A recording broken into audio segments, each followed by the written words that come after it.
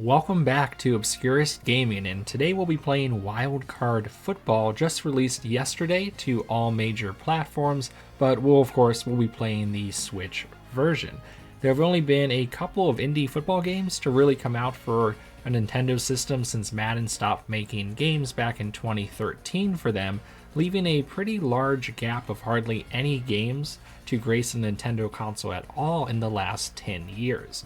Which brings me to the question in this video: is this the best football game on any Nintendo console since the prime Madden games back in the mid-2000s on the GameCube? Well, let's find out. Let's take it up a notch. I'm not over. Y57! Hut! When turning on Wildcard Football for the first time, we are treated with a clean menu with a few options: Quick Play, Season Mode, something called Dream Team. We'll talk about each of these in a bit, but I played a couple quick games to start just to get used to the gameplay.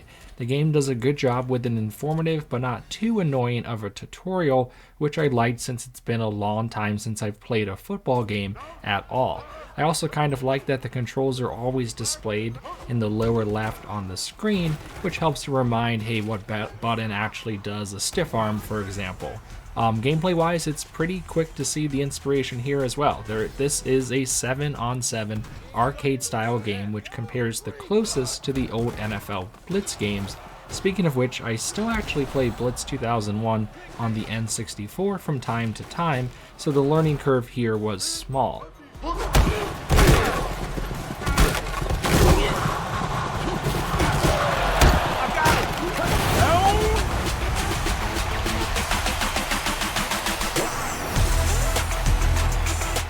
Passing, running, tackling, and pass defense all feel natural and seem to be balanced quite well. Although I will say the game emphasizes the passing game over anything else, but that's to be expected for an arcade style game. Honestly, it's a ton of fun and strikes that almost impossible balance between fun and skill that arcade sports games struggle with at times. Now, gameplay wise, the newest mechanic is the introduction of wildcards. These are power-ups that range from small speed boosts to game-altering power-ups. I wasn't sure how I'd feel about these, but I think these are a nice little addition that helps separate this game from some of the other arcade football games out there. And here's how it works. After selecting a play, you have 4 cards to choose from. Play as many as you can, but each take up a certain amount of energy slots to play, with better cards costing more. Your opponent will do the same, and you'll see before the play starts what the bonuses are, so there are no surprises. Sometimes cards might even cancel each other out. I like this because even when you have a slight card disadvantage, you can still try to outplay your opponent with your overall skills. The power-ups never feel too advantageous to one side of the play or the other, and fit well with the regular gameplay. Now, if you rather just play with no cards at all, there is an option to turn this off in case you rather just stick to the regular arcade football gameplay.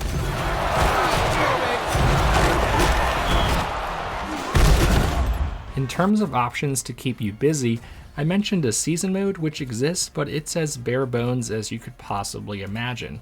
You pick one of the default teams, which by the way are named after their quarterback since this game only has an NFL player's license and not the teams themselves, but it works for a game like this. For example, I played as Team Baker Mayfield pretty much the entire time while testing this out. Season mode unfortunately has like zero depth and no stat tracking, which is a bit of a bummer. The attention in this game clearly went to Dream Team, which is Wildcard's answer to Madden's Ultimate Team mode. You play and build a roster by taking on online opponents or completing offline missions. You'll earn new player cards or rewards that will help you build a stronger team. It works, although I can already tell it will be very grindy, with some slightly annoying currency options for leveling up and trading players and buying packs, but I think these can be ignored by most players. I will say I enjoy the customization options here a ton, which allows you to customize your roster, team name, logo, playbook, and even your wildcard sets. This adds some additional reasons to play and to experiment with, and helps make up for that lack of depth in other game modes like season mode. 25!